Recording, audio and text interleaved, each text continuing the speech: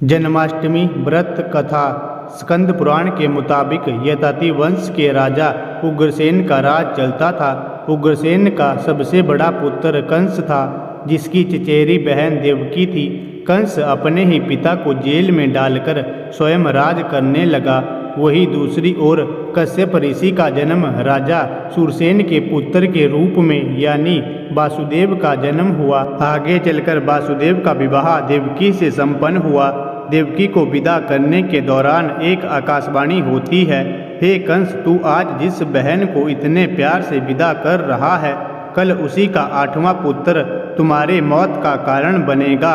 ऐसा सुनते ही कंस देवकी को मारने के लिए हावी हो गया, पर सैनिकों और वासुदेव के वचन ने ऐसा होने से बचा लिया। वासुदेव सत्यवादी थे।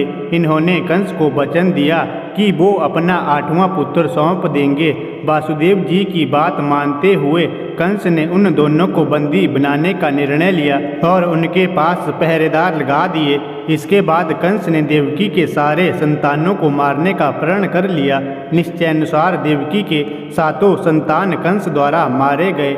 इसके बाद देवकी के 8वें पुत्र का जन्म हुआ। भाद्रपद माह के कृष्ण पक्ष की अष्टमी तिथि को रोहिणी नक्षत्र के दौरान मध्यरात्रि में भगवान श्री कृष्ण का जन्म हुआ था। बालक के जन्म लेते ही जेल की कोठरी प्रकाशमय हो गई।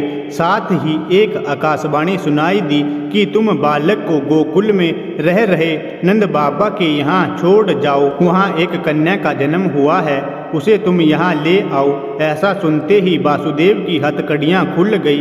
वे तुरंत एक टोकरी में श्री कृष्ण को रखकर इसे माथे पर लादे गोकुल की ओर निकल पड़े।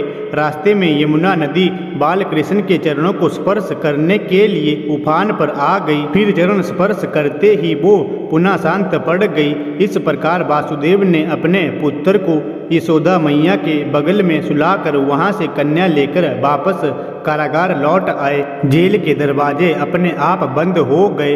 उनके हाथों में फिर से हथकड़ियां लग गई। सारे पहरेदार भी उठ गए और कन्या के रोने की आवाज़ें आने लगी। सूचना मिलते ही कंस ने कारागार से कन्या को लाया और उसे मारने की कोशिश की, लेकिन वह आकाश में उड़ गई और बोली, अरे मूर्ख, मुझे मारने से क्या होगा? तुझे मारने वाला अब पैदा हो चुका है।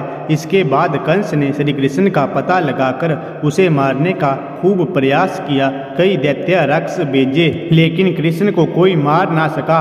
अतः श्री कृष्ण ने कंस का वध किया और उग्रसेन को पुनः राजा बना दिया।